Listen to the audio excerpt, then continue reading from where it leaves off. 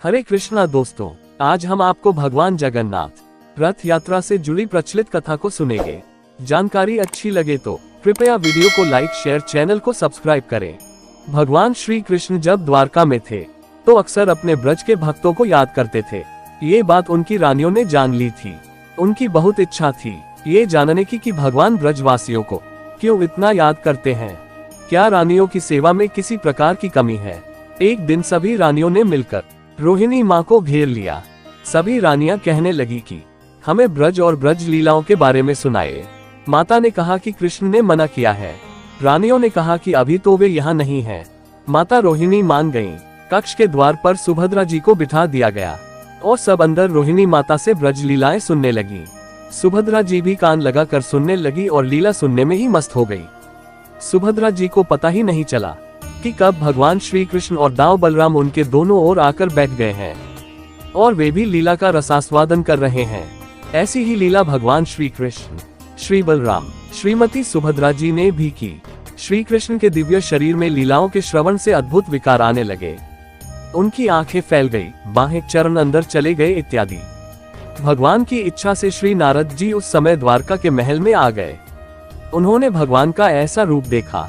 उधर रोहिणी माता को पता चल गया कि कोई बाहर है। उन्होंने लीला सुनाना बंद कर दिया। भगवान वापस अपने रूप में आ गए।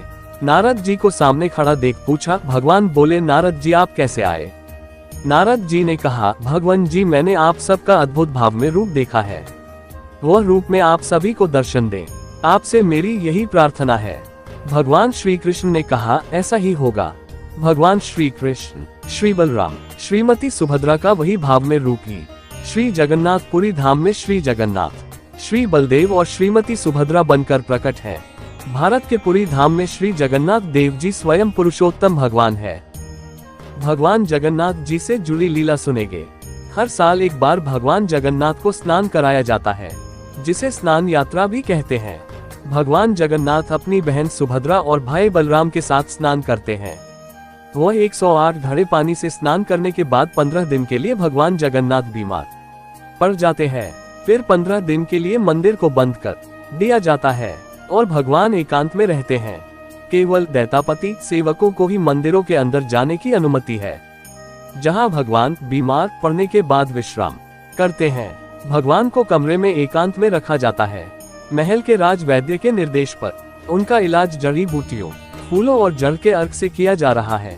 दैतापति ही भगवान बलराम, देवी सुभद्रा और भगवान जगन्नाथ का ठीक उसी तरह से उपचार करते हैं जैसा किसी मनुष्य का बीमार पड़ने पर किया जाता है।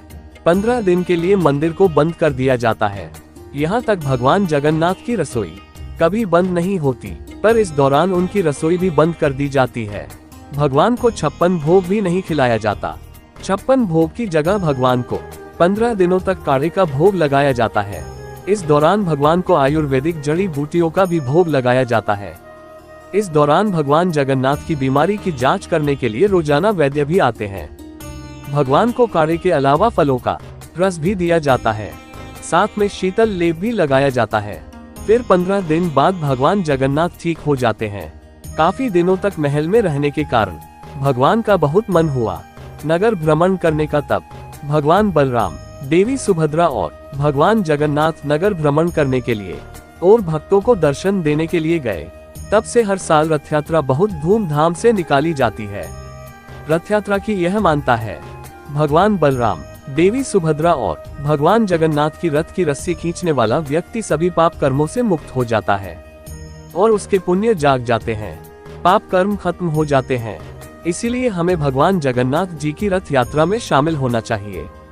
हमारे फिरोजपुर पंजाब में भगवान जगन्नाथ जी की रथ यात्रा 26 जून 2023 को बहुत धूमधाम से निकाली जा रही है। आप सभी भक्त भी शामिल हो सकते हो। हरे कृष्णा।